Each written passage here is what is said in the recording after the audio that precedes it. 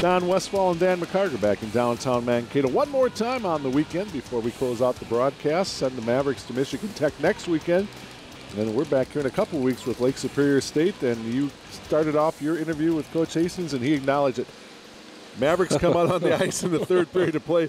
Their backs were against the proverbial wall, and they came through, and it took some senior leadership to do it. As we'll get in the highlights here pretty quick. But in a must-win situation, down by a goal, the Mavericks came back and got it done. You know, you hate to say it's a must-win, but this was a must-win. You get swept on your home ice, you fall to fourth place, and then you go on the road to the second-place team in the conference. This was pretty darn important, and they came up with a huge third period, and they were able to get the 3 points and get back to even with Bowling Green with 2 games in hand. Lots of highlights that we could have chose from. We're going to go with the real package that'll bring you the essence of what happened here tonight. It starts off with the goal by Daniel Brickley, just barely 2 minutes into the period. Daniel Brickley with a great snipe from the circle. Ian Scheiden Franklin with the assist. 2:16 in. It's Mavericks 1-0. Bowling Green, though, comes back to tie with Sean Walker from McLean and Craig's. See the blast right there at 4:46, and we're even at 1. And there's a penalty right at the end of the first period on Max Cota that gets him ejected and sets up a 5-minute major to start the second period. The Mavericks kill off about 4 minutes of the major in the second period. As we get looking at that, they kill off about 4 minutes of it. And then Walker on the power play at 4:26 actually from Spiza and Mercier, his 8th goal of the season. And Bowling Green has a lead. Mavericks come back, though, with C.J. Franklin to get within 1. That one came at 14:29. And as we move into the third period of play, Mavericks still trailing.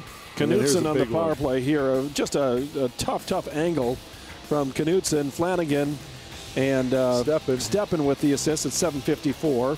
That's a power play goal. Now Franklin unassisted at 9:20 to make it 4-3. Michaelis will end up with the empty net goal coming up here in just a moment. Actually, the puck never goes in the net, but the rule is when you're going in on the empty net, if you commit a penalty from behind, it's a goal, and that is the correct call. So Michaelis from McClure and Foguth at 19:22 to make it 5-3. We got the game summary, 27-25 shots on goal. Mavericks 2 for 3 on the power play, so the coach was absolutely right about that tonight. Penalty minutes, you see there, 19 for the Mavericks, including the 15 on the checking from behind. Faceoffs won 37-31 for the Mavericks this evening. Take a look at our play of the game, sponsored by JBL Top Floor. And again, Franklin, that's the second goal. The JBL Real Estate Group, they're the official sponsor. They do the little things that make a big difference. And C.J. Franklin and Knutson and McClure and those guys, the guys you need to step up, those senior leadership, they made the big difference tonight. Well, and Franklin, by the way, had a great scoring opportunity just before that he didn't finish off. So to be able to do it probably 10 seconds later was huge. Out-of-town scores in overtime tonight. Alaska takes out Ferris State. Alaska, Anchorage, and Tech tie at 1 apiece. I believe Tech won in the shootout. Northern Michigan over Lake Superior. The Gophers have shut out Michigan. That's a final 3-0. Lowell over UMass tonight. It was Penn State winning again over Michigan State 5-3. Denver by 5 over Western Michigan. St. Cloud and UMD tied in the third. North Dakota up by a pair in the third. Union beats Harvard. Harvard ranked second in the nation. They lose tonight. Cornell over Quinnipiac.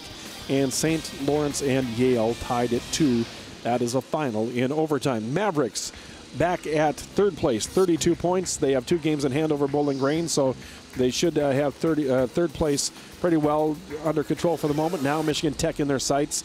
They have played the same amount of games, and they have a 5-point differential, so if they can go and pick up some points next weekend, Don, they're right back in this thing. And the Mavericks have differential between them and Alaska. Mavericks with a 32, Alaska 24 points. So you're starting to see that gap you're looking for. Certainly top 4 with the home ice advantage. Very key and important in terms of postseason play. But the Mavericks, boy, especially as we saw in the highlights, the goal that made it a 3-1 game, that actually was deflected in off one of the Mavericks in this building. There was just no energy, no gas, as the coach had talked about. And somehow they just started that comeback here, and it was gut check time. and the Mavericks came through. You just had to. You had to figure out a way to get it done. And sometimes it's nothing more than just kind of a fluky little play like a goal on the goal line, just an odd angle that goes in that gets you going, and that's what you need. And they'll take it any way they can get it. If you get a beautiful goal, with 3 passes, that sort of stuff, or something like that, whatever you need to do to get it in the net, they were able to do it tonight and come from behind and win 5-3. And those 3 points are enormous as you look at the separation between 6th place, 5th place, 5th and 4th, 4th and 3rd, and so on. And also for pairwise, that 3 points, the victory tonight is huge. So the Mavericks get the split, a little over 4,000 in the building tonight. And now we're off for a couple weeks, as Dan mentioned. The Mavericks with a big trip out to Houghton, Michigan. Always interesting when you go out there to take on Michigan Tech, but with Tech right in front of the Mavericks, obviously you need to gain some points in that one. Hopefully get more than just 3, find a way to get a win and a tie or whatever the case might be. But Mavericks are on the road next week in Michigan Tech. Our next broadcast here on the Maverick Hockey Weekend, January 27th and 28th, as Lake Superior State comes in the building to take on this Minnesota State Mankato Maverick team. For Dan McCarger, myself, Don Westfall, and the rest of the students from Bethany Lutheran College, we thank you for joining us tonight. We thank you for joining us this weekend, as again, the Mavericks here on a Maverick Hockey Weekend. Mavericks lose last night, but they finish off the weekend tonight. They get the split with a 5-3 win over Bowling Green. Thanks for watching, and we'll see you in 2 weeks.